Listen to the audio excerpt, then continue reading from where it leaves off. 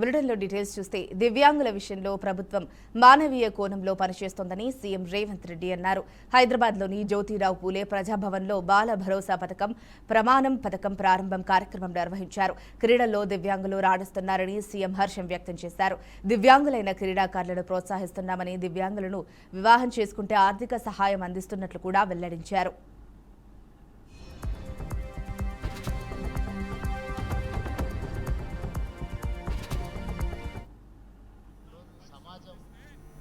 రాష్ట్ర ప్రభుత్వం ఒక మానవీయ కోణంలో పనిచేస్తుంది. మానవత్వంతో కూడుకున్న నిర్ణయాలు రాష్ట్ర ప్రభుత్వం తీసుకుంటుంది.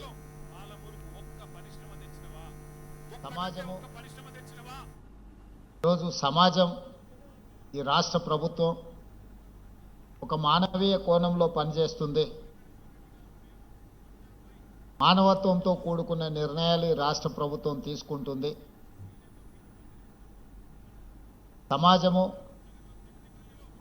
సమాజ నిర్లక్ష్యానికి లోనైన వాళ్ళు, కుటుంబానికి భారంగా మేము మారినమేమో అని మానసికంగా దివ్యాంగులు కుంగిపోతున్న సందర్భంలో ఈ ప్రభుత్వం మీ పట్ల కుటుంబ సభ్యులను ఏ విధంగా అయితే ఆదరిస్తుందో ఆ విధంగా మీ అందరికీ అవకాశం కల్పించాలని నిర్ణయం తీసుకొని ఎప్పుడు లేని విధంగా 50 కోట్ల రూపాయలు కేటాయించి ఈనాడు మీకు సహాయం అందించడమే కాకుండా మీకు అవసరమైన పరికరాలను అందించి ఈ ప్రభుత్వం మీకోసం ఉన్నది ఒక విశ్వాసాన్ని కల్పించాలనే ప్రయత్నంలో భాగంగానే ఈనాడు మా మిత్రులు అడ్లూరు లక్ష్మణ్ గారు ఈ కార్యక్రమాన్ని ఏర్పాటు చేసి అన్ని జిల్లా కేంద్రాలలో ఈ కార్యక్రమాన్ని పెట్టి అందరికీ ఇక్కడి నుంచి ప్రభుత్వం తీసుకుంటున్న నిర్ణయాలను అందే విధంగా ఏర్పాటు చేయడం జరిగింది. అదేవిధంగా విద్యా రిజర్వేషన్లలో కానీ, ఉద్యోగ రిజర్వేషన్లలో కానీ దివ్యాంగులకు వాళ్ళకి ఇవ్వాల్సిన కోటా ఇవ్వడానికి అన్ని రకాలుగా మన ప్రభుత్వం నిర్ణయం తీసుకున్నది.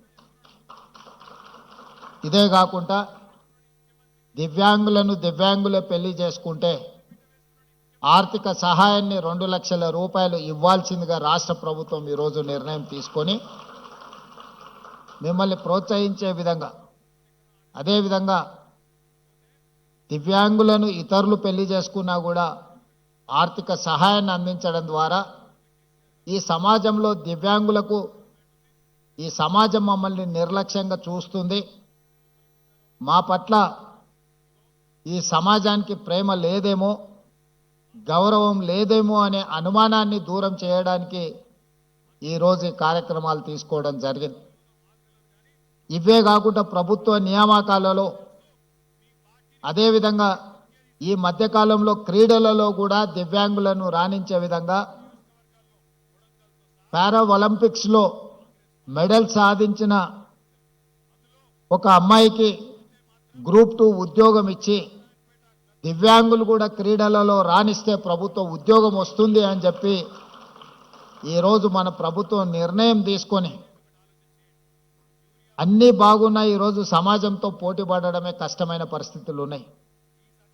అత్యంత తీవ్రమైన పోటీ ఎదుర్కొంటున్న ఈ సందర్భంలో,